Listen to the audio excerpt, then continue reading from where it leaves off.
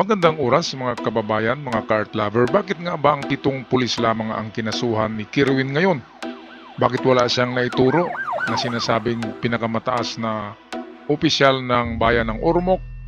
Well, sagutin natin yan mamaya after natin panuurin ang balitang ito, courtesy ng ANC Digital News Channel. Meantime, Espinosa plans to file multiple frustrated murder charges against 7 policemen based in Ormoc City who are being linked to the attack. They have been placed under restrictive custody and face charges for violating comprehensive law on firearms and ammunition. These policemen were arrested after they found staying in a compound where the suspected gunman tried to escape. Ito ang masaklap dito mga kababayan dahil nalaman na bago pa lang na ang may-ari pala nitong compound ay best friend ng ng mataas na katungkulan sa Ormoc. Hindi natin banggitin baka magalit, di ba? Pero wala nang iba yung iniisip. Iniisip nyo, yun na yun, siya na yun. Ang compound pala na yan ay pagmamayari ng best friend, kaibigan ng mataas na opisyal sa Ormoc. Kaya na-connect na ito kaagad, di ba? Connected na. Bakit doon nagtatago ang hinahabol? Ito kasing 7 pulis, ito yung hinabol ng kapulisan ng Leyte. Kasi pagkatapos ng assassination attempt, ay kumaripas ng takbo ang van. At merong nakakita na may kumalabit daw ng gatilyo, yun nga ang sabi ni Kerwin. At yan ay itinago lang muna nila na witness. Baka mabahamak ang buhay, di ba? Ganyan naman talaga. Ngayon, itong 7 pulis, ito yung susi talaga. Lahat sila niyan nakaalam kung sino ang nag-utos sa kanila. Kaya kapag napipiga yan, di ba, ay kakanta rin yan.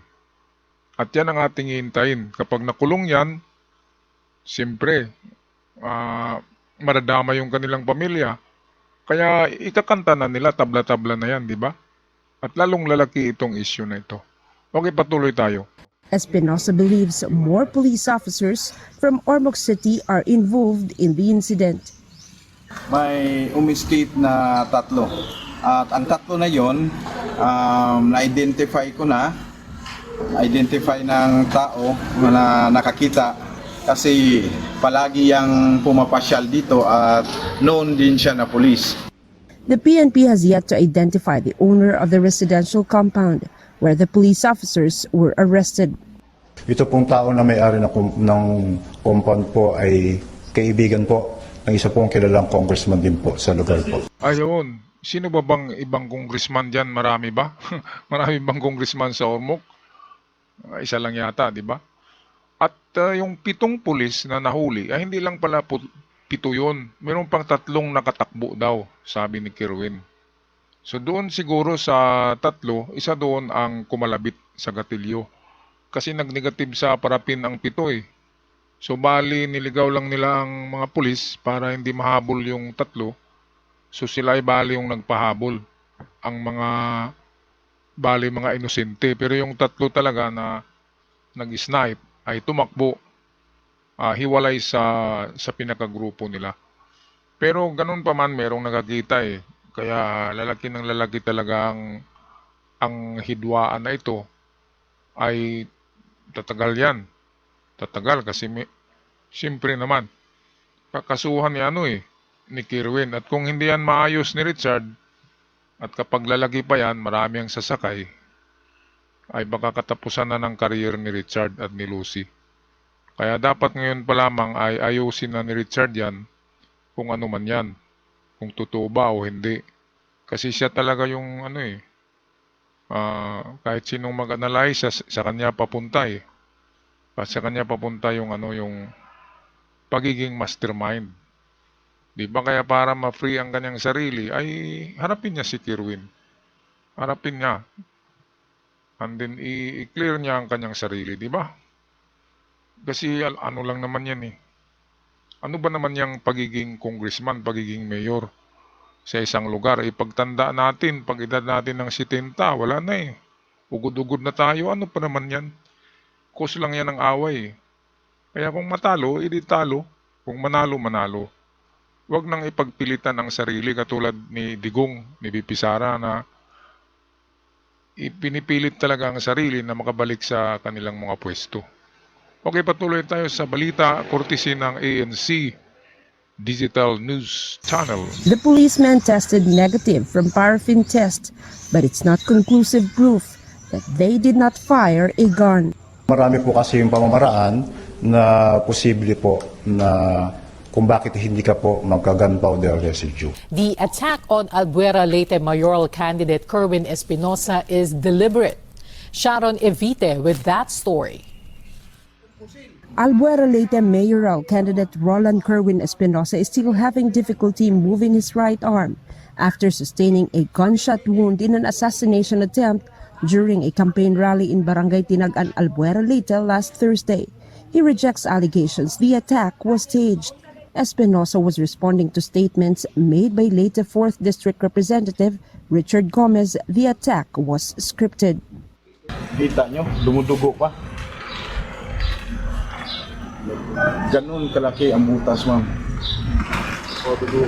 Ayan, so kitang-kita natin, no? Talagang sniper ang tumira kasi sa dibdib maliit yung entrance at paglabas sa likod malaki.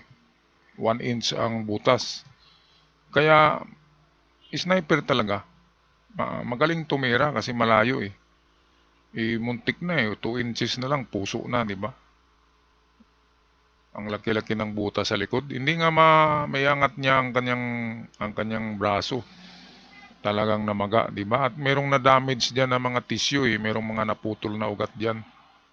Kasi alam naman natin yung exit wound ng baril ay grabe talaga yan, malaki yan kaysa entrance. Madamage ang tissue. Ang tissue ang ating laman na madadamage talaga. At matagal matagal ma-recover yan kasi mayroong laman na natanggal diyan eh. Siguro abutin niya ng ng nasa 10 buwan para talaga makakilos na yung kanyang braso. Okay, so tapusin na natin ang balitang ito. Hindi naman ako nagdrama. Hindi naman ako artista eh. Espinosa insists the attempt on his life was politically motivated, adding it might be because of his support for the political rival of Gomez. Espinosa adds they have a witness to dispel doubts over the incident. Hindi namin ilulutan kung sino yung witness namin. Talagang kitang-kita sa dalawang mata niya ang tao na pumalabit sa gatilyo. The Philippine National Police also says pieces of evidence support Espinosa's statements that he was targeted. Ang PNP ay evidence-based. Kung yan ay later on patungo sa ambush me na senaryo, sasabihin po namin sa inyo, share po namin sa inyo, pero dapat po ibackupan po namin ito ng mga ebidensya po. Okay, so ambush me, yun ang sabi ni Richard eh.